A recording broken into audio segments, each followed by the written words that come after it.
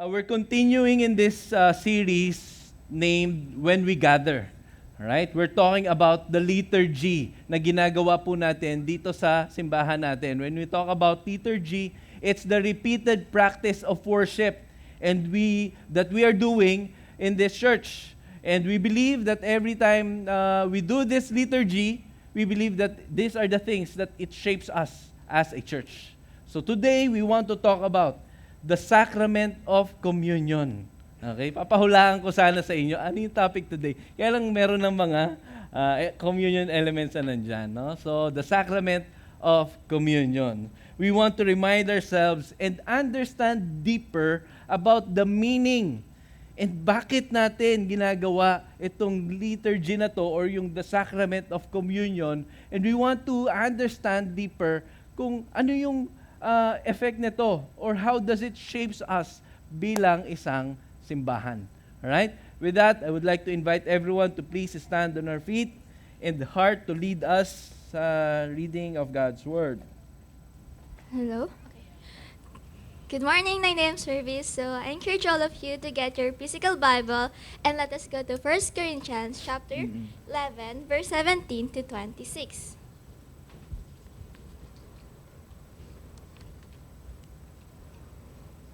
But in the following instructions, I do not command you, because when you come together, it is not for the better, but for the worse. For, in the first place, when you come together as a church, I hear that there are divisions among you, and I believe it in part, for there must be factions among you, in order that those who are genuine among you may be recognized. When you come together, it is not the Lord's Supper that you eat, for in eating, each one goes ahead with his own meal. One goes hungry, another gets drunk. What? Do you not have houses to eat and drink in? Or do you despise the church of God and humiliate those who have nothing? What shall I say to you? Shall I command you in this? No, I will not. For I received from the Lord what I also delivered to you, that the Lord Jesus, on the night when he was betrayed, took bread, and when he had given thanks, he broke it and said, "This is my body which is for you. Do this in remembrance of me." In the same way, also he took the cup after supper, saying, "This cup is the new covenant in my blood. Do this as often as you drink it in remembrance of me. For as often as you eat this bread and drink the cup, you proclaim the Lord's death until he comes." Let us pray. Lord God, thank you for your word that is alive and active, Lord. May you help us fully comprehend your word, Lord God, that we may fully understand your word. And also, Lord, I pray that you bless the preaching of this word, that may be preached truthfully and with love. And Holy Spirit, I pray that you also help us apply the lesson that we will learn today, Lord God. And I pray that everything that we will learn will be applied in our life. In Jesus' name we pray, amen. Amen. You know, take your seat. Thank you, Heart.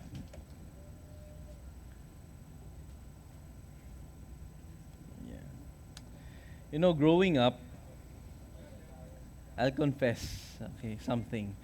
Growing up, talking about communion, I don't really understand why am I doing communion.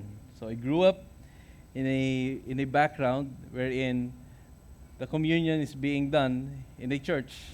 And then, kapag hindi ka pa nag-first communion, di ba, hindi pa tayo pwede. But once you had your first communion, pwede ka na. Ganon. But, nung bata ako, naaalala ko lang ganon eh. Yung, dahil sa ginagawa, because everybody's doing it, I'll do it. Alright? Or, may naririnig pa ako na, na sinasabi, kapag daw dumikit, yung osya, the element, yung element, dumikit do sa gilagid natin, makasalanan ka, ganyan. So ano pa ba? Or, it's our way of being forgiven ng mga kasalanan natin. You know, mag-partake ka ng communion. And, basta parte lang. It's part of what we're doing here in the church. You know, many of us, communion became either, it's like a superstition, yung naging ganun na lang yung meaning ng communion sa atin, or it's just a ritual, or it's just a simple church tradition. dun sa context na binasa po natin, kung titingnan natin yung background po nung binabasa nating text, every time we do partake our communion, the 1 Corinthians chapter 11, verse 23 to 26, diba, every time we read that passages in the Bible, kung babalikan natin, kung one chapter behind tayo, punta tayo ng chapter 10, makikita natin doon that Paul warns the Corinthian church of idolatry. Pag sinabing idolatry, it means anything that captures our ultimate devotion, affection, or allegiance, if this is being given towards other things, towards other so-called gods, or towards a person or things, that's idolatry.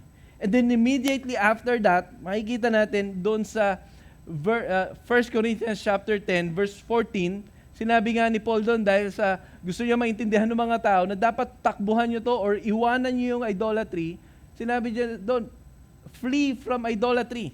And then immediately after that, he talked about the communion. Okay? From idolatry to communion. Meaning there's something in doing communion that shapes a people like us as a church. Tayo po bilang isang simbahan, makikita natin, what we're talking in this series is that what we do repeatedly, it shapes us bilang isang simbahan. So meaning to say, as a church, if we repeatedly do something idolatrous act, that would shape us. If we look at the practice of communion, and we do that every week, every time we gather, every month we gather, it will shape us as well. Now, in verse 17, makikita natin dito yung problema na nagkakaroon yung church ng Corinth. In verse 17, it says here, "But in the following instructions, I do not commend you." Mabigat po ito, no? Because when you come together, it is not for the better, but for the worse. Kung titingnan natin yung nasa puso nung ilan sa mga members ng Corinthian church, there's idolatry in their hearts. Okay? That's why the practice na ginagawa nila ngayon doon sa simbahan na meron sila, makikita natin some expression of that idolatrous heart na meron sila. We can see here from verse 18 to verse 21. Okay, hinighlight ko yan dyan. We can see here there are people who practice division or nagkakaroon ng division. There are division in their church. Okay? They were emphasizing their differences. May mahirap, may mayaman. Kaya nagkakaroon din ng factions. They are separating themselves based on status, preferences, and social class. Because back then, kapag communion, walang magkaparehas tayo lahat. Everybody share the communion. Tapos, yung communion, they would get the elements and then pass it to the next. So, kapag hindi ka sanay na hinahawakan ng ibang tao yung pagkain mo, okay, yung iba parang nilalagyan nila ng division yon. Okay? So, then another thing, self-centeredness. Doon sa last part, sa verse 21, each one goes ahead with his own meal. One goes hungry, another one gets drunk. So, may mga tao daw, okay, dahil sa, magko-communion, gutom ako, or magkakainan. So, pupunta siya ng maaga dito, tapos kakainin niya yung mga elements ng communion. Hanggang sa malasing daw siya, get drunk eh. Okay? Hanggang sa mabusog, overeating. Tapos dahil sa inubos na niya, may mga taong nagugutom. May mga taong hindi na nakapag-partake ng communion. So imagine our communion. Imagine our communion elements na nandyan sa harap. Somebody will come here and then eat everything of that. So it looks funny, but in their time, it's happening. Because in the early church, communion was often celebrated as part of shared meal known as the agape feast or love feast na tinatawag, where believers would gather in their homes together with the church believers. Then they will bring food, full meal, full course. Ganon. Full course. Okay? And then rather than small bread, right, they would eat a lot. It's like a feast. That's the Lord's Supper. It's a full communal meal. Ang goal is to have fellowship with the people around them and practice generosity and mutual care towards one another. Kaya nung ginawa ito nung church sa Corinth, galit na galit po si Paul. Galit na galit. Ang sinabi nga doon sa verse 22, what? Sabi nga, ganda ng pagkakabasa ni Hart. What? Sabi niya, what? What? Ganon, huh? What? Do you not have houses to eat and drink? Wala ba kayo, pag binasa nyo talaga sa Tagalog version, wala ba kayong mga sariling bahay? Okay, nagagalit si Paul dito kasi imagine, the very purpose kung bakit sila nag-gather, okay, the very meal designed to proclaim the gospel, to proclaim the love of God towards the people around the church, became a display of self-centered heart and personal indulgence. Imagine that. Kaya sinabi talaga ni Paul, wala ba kayong mga bahay para doon kayo kumain? Okay? Nakalimutan nyo kung bakit tayo nag-gather dito. Hindi para ubusin yung mga elements, hindi po merienda yan. Paul was saying, hey, this is the reason kung bakit tayo nagko-communion. And it's not for our own selves. And so for us, just like how Paul warned these people, although we might not be having the same disorder sa simbahan po natin, kagaya ng church in Corinthians, maybe many of us are having misunderstanding about the practice of the sacrament of communion that needs to be clarified. So that whenever we do communion, hindi lang ito parang, something, a tradition na ginagawa natin. Gusto natin maintindihan ano yung deeper meaning nito. Okay, hindi lang siya palamuti dyan. It shapes our being as a follower of Jesus. So what is the communion? Based on the book, We Believe, yan, ginagamit namin itong We Believe book na to sa small group namin, ng Wednesday small group namin. Nasa third na tayo, no, na chapter. Okay, tapos na namin yung first 2 chapters. Alright. So the communion, ang sabi dito sa We Believe book, communion is the sacrament whereby believers corporately remember. Sabihin niyo po, corporately remember. Yan. Corporately remember Christ's body given, okay, and His blood shed for their forgiveness. When we say corporate, okay, communion is corporate. It is something we do together as one family. Okay? And another, communion is about remembering Christ's sacrifice. Okay? So, but more than having a memorial that we use this communion para lang makaalala, communion is also means of grace. Sabihin niyo po, means of grace. Yeah. A means of grace is not something we do para ma-earn natin. So something we do to earn God's favor. Actually, we can never earn God's favor. Everything we have, Ephesians chapter 2 says there that by grace you have been saved through faith. Yung buhay natin bilang isang Kristiyano, hindi natin na-earn yan. The salvation that was given to us, we receive it by grace. By grace. Only by grace. A means of grace is a God-given practice through which we receive and experience His grace by faith. Kumbaga parang ipinuposisyon mo yung sarili natin. We're positioning ourselves to receive and experience the grace of God in our lives. So every time we partake of the communion, it's not actually yung power ng it's not the power. The power is not in the bread and the cup. The power is in God Himself, who meets His people every time we partake our communion. That every time we go to the Lord's table and partake the communion, it shapes us. And allow me to share to you three things. Three things that the communion shapes us. The first one, communion reminds us of Christ's sacrifice. Ang tendency po natin mga tao maging makalilimutin. Tama ba? Makalilimutin. Be forgetful. That's our tendency, to be forgetful of the things that are important. Ako po, importante po ang susi sa akin at sa pamilya namin. Kaya lagi ko nakakalimutan, no? So, buti na lang may magaling akong asawa, no? na lagi nagre-remind sa akin ng susi, wallet, cellphone. Yan. Hanggang sa minana na rin ng anak ko, Daddy, susi, wallet, cellphone. Galing magturo eh. Buti na lang. Siya yung best teacher. In verse 24 and 25, and when he had given thanks, he broke it and said, "This is my body, which is for you.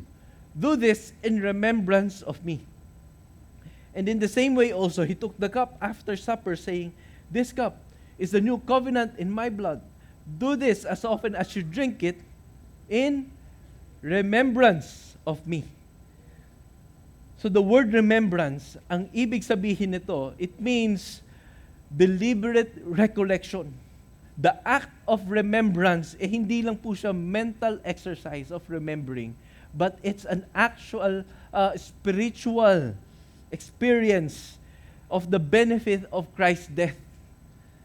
Okay?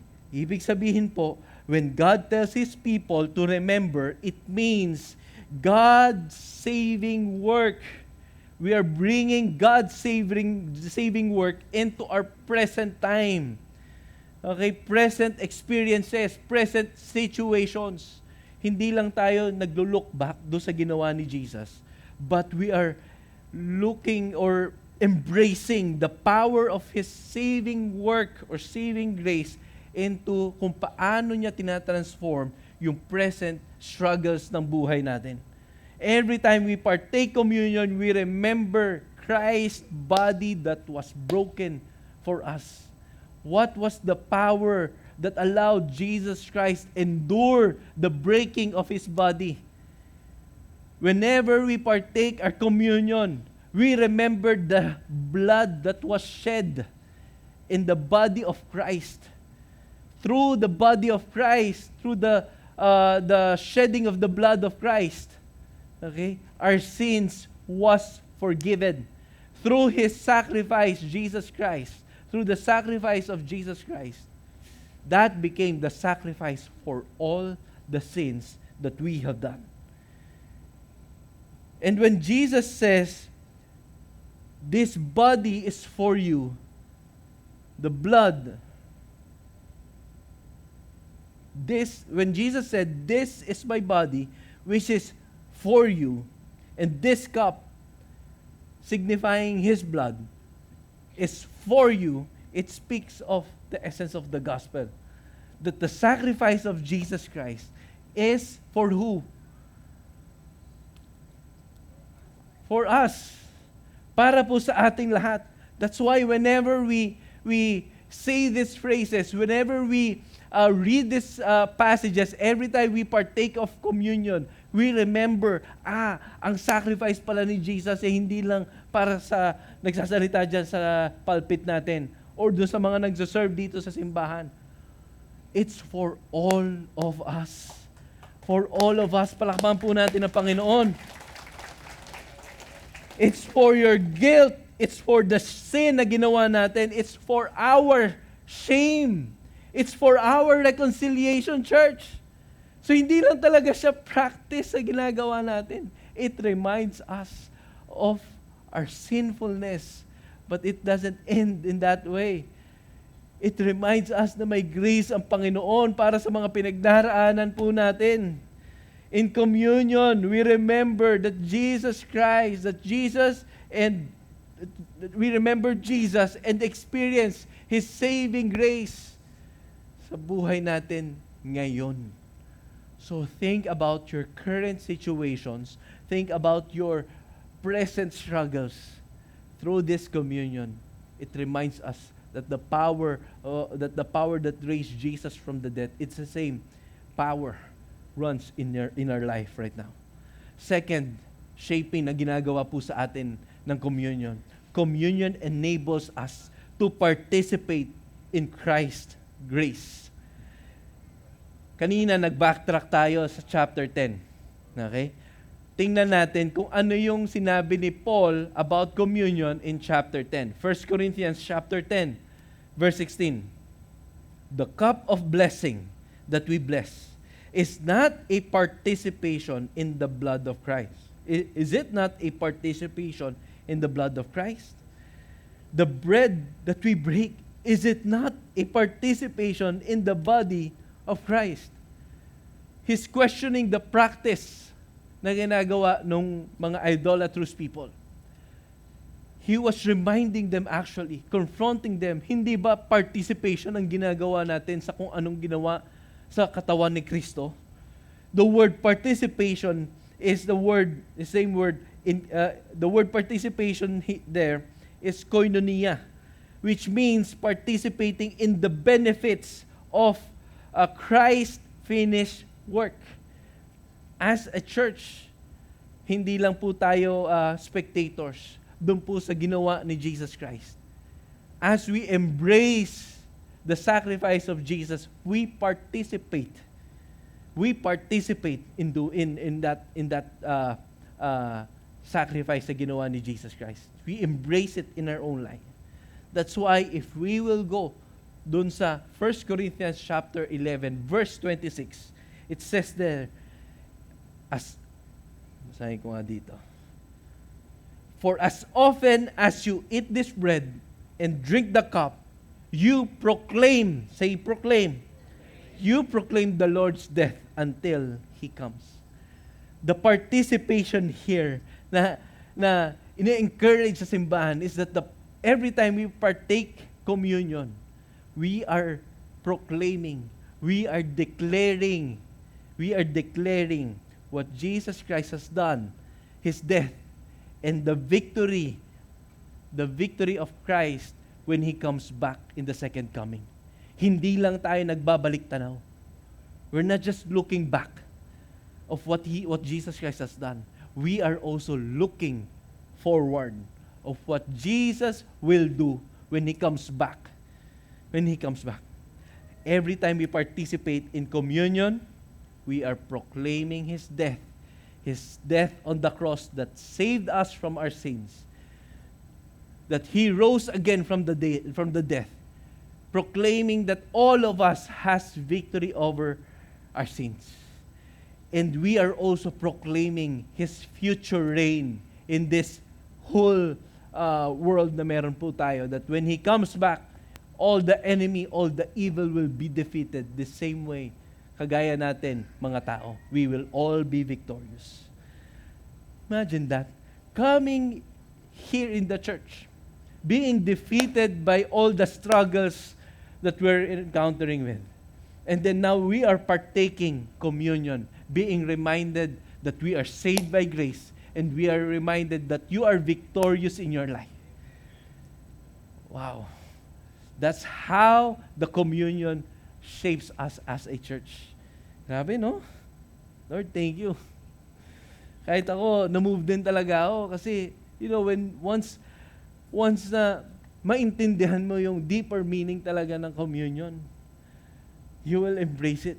Na halos hanap-hanapin natin every day.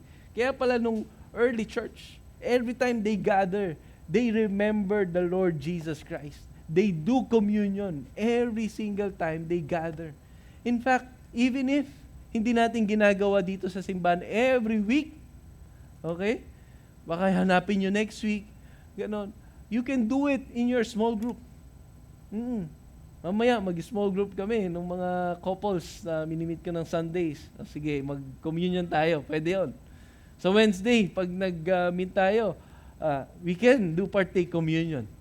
Because communion is not limited in the bread and in the cup. We can do it as often as we eat the meals na meron po tayo. Oo. Lastly, communion reminds us that we belong to one body. It reminds us na hindi po tayo mag-isa lang na sinave ng Panginoon. That we are belong to the church that we have. Verse 17, 1 Corinthians chapter 10, verse 17. Because there is one bread, we who are many are one body. For we all partake of the one bread. Sadly, the Corinthian people, na kino-correct ni Paul, they forgot this. They treated communion as an individual meal for their own selves. They forget about the essence of communion. Communion is always communal. Okay?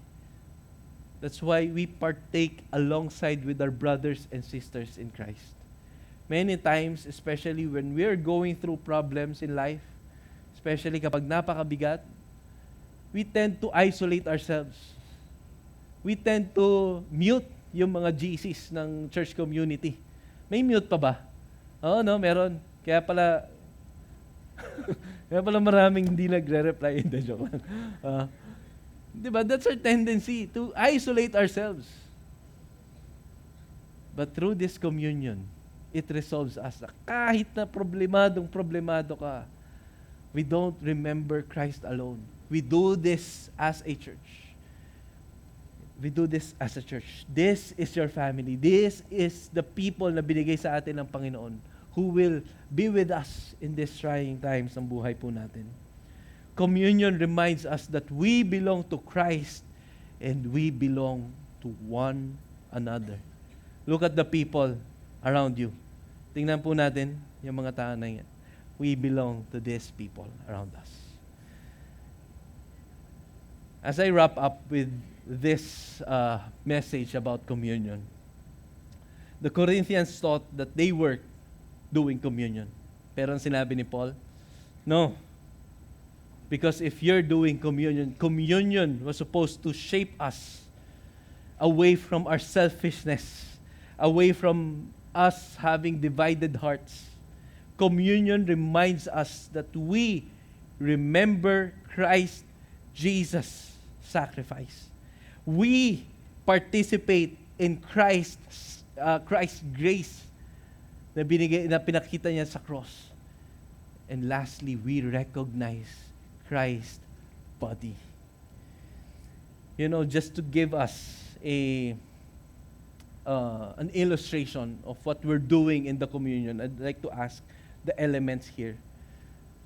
And even the bread, the cup, with the table.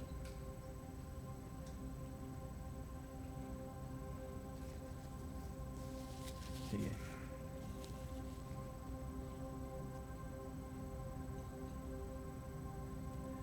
Peter, can you come up here?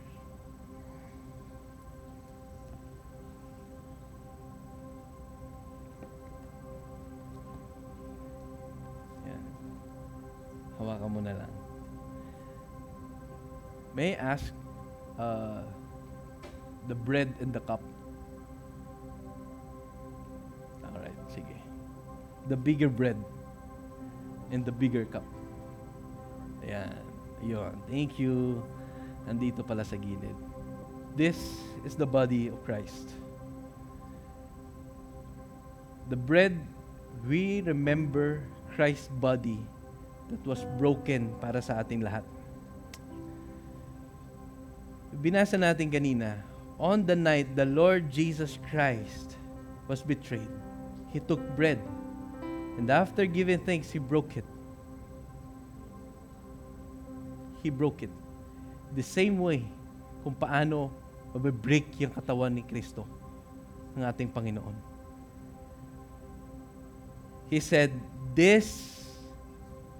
Jesus Christ was saying, this is my body. This is my body, which is for you. Every time we're partaking communion, so you may not take yourself. we remember the beautiful words of Jesus Christ. Hindi pa nagkakaroon ng punishment sa katawan niya. Hindi pa nabe-break yung body ni Christ. But He was saying to these people, this is my body, which is for you. Every time you do this, you're remembering how the breaking of the body was being done. That was a beautiful message. Because the breaking of body, it is for all of us. This cup, kung saan natin dinidip yung element natin, yung bread natin, it signifies Jesus Christ's blood that was shed for the cleansing of our body. That every time we dip the bread, we are participating also dun po sa grace ng Panginoon na binigay sa atin. This cup of the new covenant in my blood, do this as often as you drink it in remembrance of me. You know, this means that today, by faith, we participate in the grace that Christ purchased for us. That whenever we partake our communion, we are remembering His death. His death that became our life. That through His death, binigyan niya ng buhay yung mga katawan natin na sinira at namatay dahil sa kasalanan. Through the sacrifice of Jesus Christ, that became our salvation. That became the payment of our sins. That through His grace, there is hope sa buhay po nating lahat. And you know, we continue to proclaim this truth na inaalala natin every time we partake our communion. That this is not just a religious practice, a ritual na ginagawa natin sa buhay natin, or a tradition that we do. This is our life. Ito po yung nag-shape sa atin bilang isang simbahan. Na kapag tinanggal po natin sa pananampalataya natin yung practice of communion, para bang tinanggalan mo ng buhay ang isang simbahan. Today, as we participate in doing communion, also we want to recognize one another. Look at the people next to you. Again, we have different stories, we have different struggles, we have different generations represented dito po sa congregation. We have different backgrounds. And yet we have one Savior, one sacrifice through the Lord Jesus Christ. One body and one blood belongs to Jesus Christ. Communion reminds us that we belong also to the people next to us. We are doing this communion as one body of Christ. It says in verse 28, let a person examine himself, and then so eat of the bread and drink the cup. We want to embody that practice. We want to reflect. We want to examine our life. If there is unconfessed sins unto God, we want to make time and confess it unto the Lord. If you haven't received Jesus Christ as your Lord and Savior, you have nothing to remember. Right? That's why I want to give you this opportunity that as we reflect, as we worship also, I want to give you this opportunity to receive Jesus Christ as your Lord and Savior. And at the same time, to confess all of those unconfessed sins unto God before partaking our communion. Let's all stand on our feet.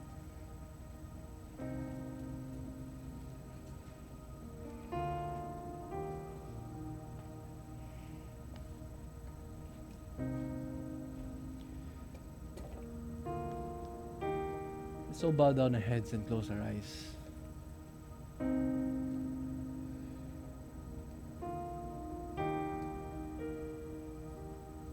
take a moment of silence to reflect and confess those sins that we've done.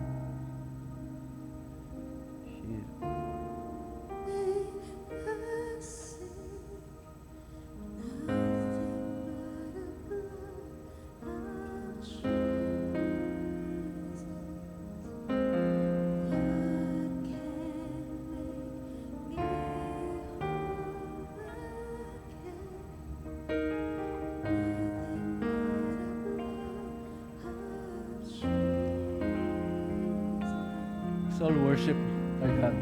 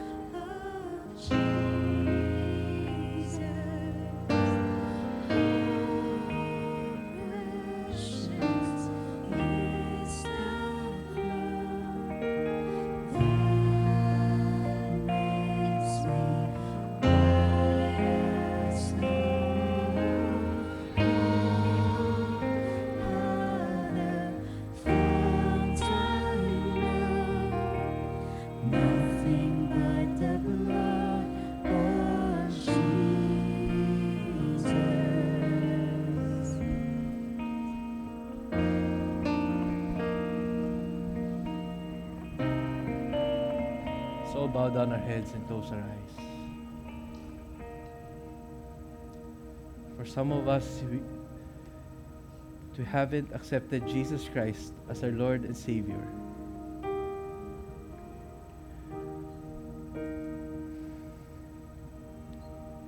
If you're that person and you want to receive Jesus Christ as your Lord and Savior, kindly raise up your hand.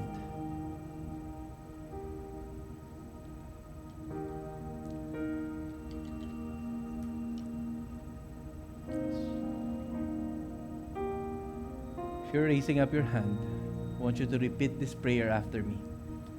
Lord Jesus, thank you for your sacrifice. Thank you for your body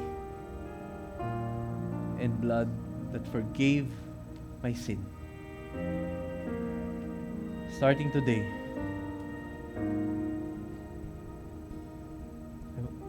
you are my God and my Savior. I'm sorry for all the sins that I have done. In Jesus' name, amen. Let's keep bowing our heads. I want to pray for all of us. Lord Jesus, you know our hearts. Lord, examine our hearts, oh God. You know the sins that we have done the past week. Yung mga salita, God, na alam namin na hindi nakaka-honor sa iyo, Panginoon. Yung mga tumakbo sa isipan namin, even right after we enter this room. Lord, I pray, may you forgive us from all of those sins. I pray, may you humble us today, that every time, God, we remember all those sins, oh God, I pray that we will all be remembered, but of what you have done at the cross, that you saved us through your body that was broken and through your blood that was shed on that cross. The 3 days later, oh God, you rose again from the dead, proving that you are victorious over those sins that we have done in the past, Lord God. And so today, oh Lord, thank you for the saving grace that we are experiencing right now, oh God. Salamat, Panginoon. Thank you, Lord. In Jesus' name we pray. Amen and amen.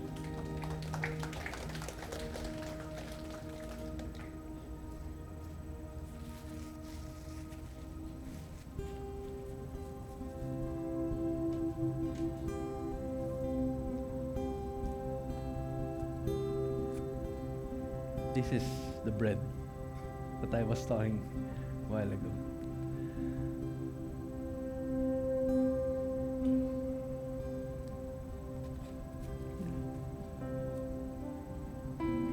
body of Christ. This is the body of Christ that was broken for all of us. Every time we partake this bread, we are remembering the victory that we have in Christ. So Father, we thank you for sending your Son, Jesus Christ. Thank you, Jesus Christ, for through your body that was broken, nagkaroon po ng kapatawaran ng mga kasalanan namin. Thank you, Jesus Christ, for your blood that was shed on the cross. That through your blood, we are now a new creation. The old has gone and the new has come. Thanks be to God.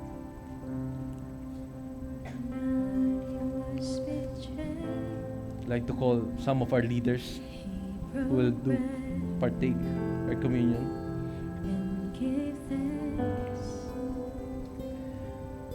The body of Christ broken for you.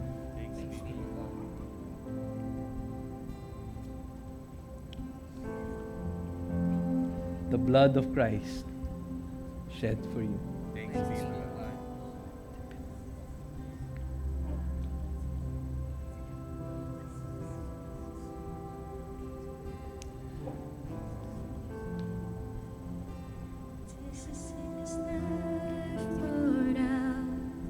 The body of Christ broken for you. Can we all lift up our hands? Lord, thank you for this wonderful moment, O God. Thank you for the means of grace, O Lord, that we were able to position ourselves. Salamat, Panginoon. Thank you, Lord.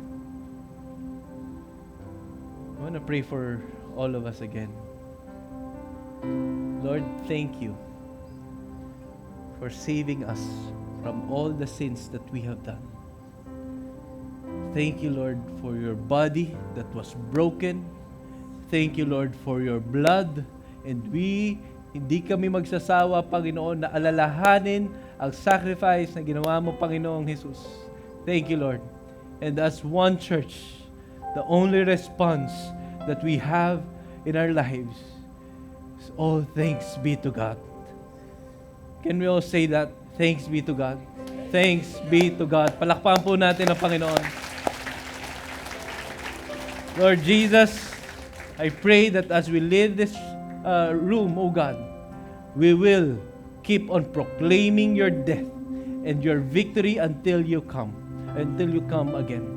Lord Jesus Christ, allow us, fill us with your Spirit every time we go to our families, every time we go to our workplace, O God. And I pray that forever we will live a life proclaiming your death and proclaiming your victory over sins. Salamat, Panginoon. In Jesus' name we pray. Amen and amen. Palakpakan natin ang Panginoon. Church, you are now sent. Be a blessing to your families and to your communities.